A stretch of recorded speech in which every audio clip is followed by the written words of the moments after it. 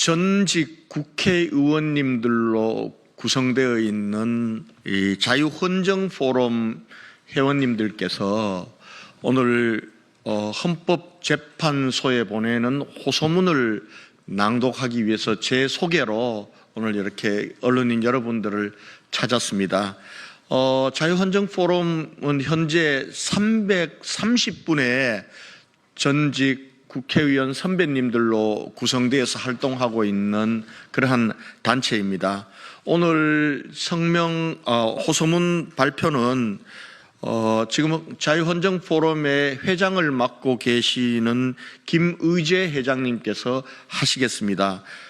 김의제 회장님은 국가보훈처장을 역임하시고 제15대 국회의원을 역임하셨습니다. 오늘 자유헌정포럼의 호소문 발표에는 한국주권자연맹 이지한 대표를 비롯한 청년들도 함께하고 계신다는 말씀을 드리겠습니다. 그러면은 자유헌정포럼의 호소문을 김의제 회장님께서 낭독하도록 하겠습니다. 예, 감사합니다.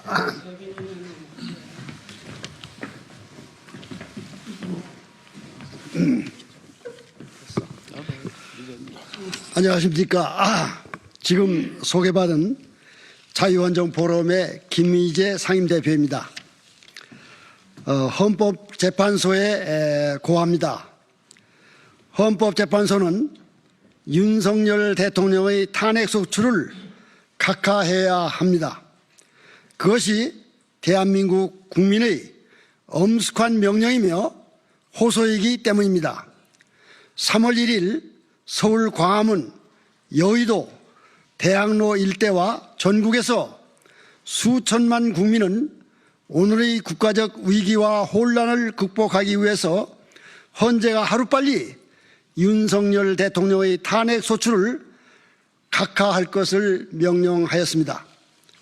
자유헌정포럼은 지난해 12월 3일 계엄령 선포로 촉발된 국가적 혼란을 지켜보면서 위기 극복을 위해서는 국민적 합의가 필요하며 이를 위한 방안은 탄핵 각하뿐이라는 결론에 도달했습니다.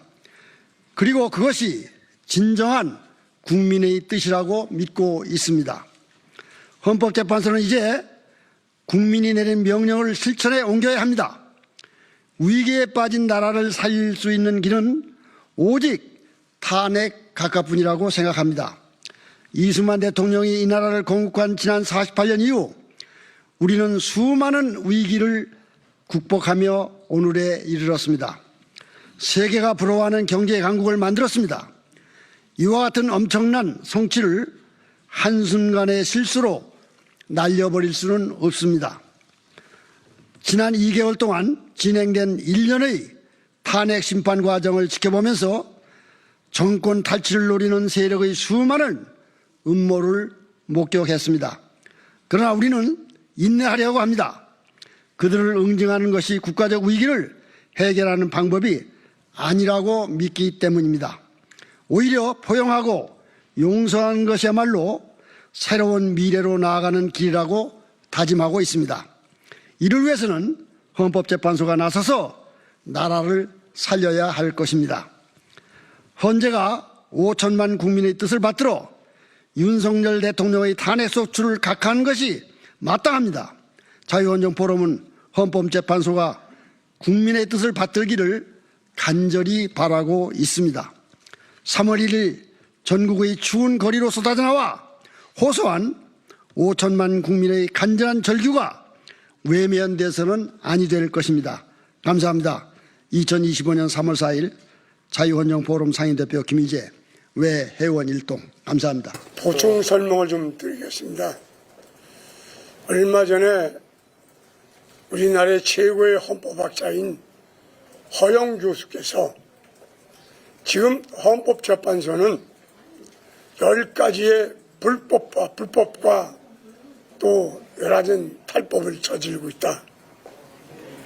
그래서 10가지 열거하면서 만일에 기각이 안 되고 인용이 되면 헌법재판소는 부서질지도 모른다. 이런 얘기도 했습니다. 때문에 지금 헌법재판소는 현재 여러 가지의 온갖 불법과 부정과 그리고 탈법을 좀 저지르고 있는 어떻게 보면 넓은 의미의 불법단체와 같은 그런 느낌을 받고 있습니다. 헌법재판소는 즉각 이러한 불법을 자행을 중단하고 공정하고 국민들이 납득할 수 있는 그러한 심판을 해주기를 간절히 바랍니다. 이상입니다. 제가 한마디 하겠습니다. 예. 지금 헌법재판소에서 결심이 됐는데요. 이걸 가지고 시간을 자꾸 끌고 있어서는 안 됩니다. 헌법재판소는 그 국민의 총의와 헌법재판소의 원리에 따라서 신속하게 각하 결정을 해야 되고 자꾸 시간을 끌고 마흔역 재판관 새로 임명해라 뭘 해라 이렇게 해가지고 혼란을 일으키면 안 됩니다. 그래서 헌법재판소에 신속히 결정을 내릴 것을 강력히 촉구하고 또 그 결정은 각하 결정이어야 한다는 말씀을 드리고 대법원장께 한마디 드리겠습니다. 조희대 대법원장 지금 서부지방법원에서 현직 대통령에 대한 구속영장이 불법적으로 2번이나 발부가 되고 있는데 대법원장 그걸 가만히 보고가 있는 자리가 아닙니다. 법원을 감시, 감독하고 잘못하는 법관이 있으면 인사조치를 하고 해야 되는데 아무 대책도 강구하지 않고 이런 불법을 묵인하고 있는 것에 대해서 국민들은 대단한 의구심을 가지고 있습니다. 심우정 검찰총장에게 한마디 하겠습니다.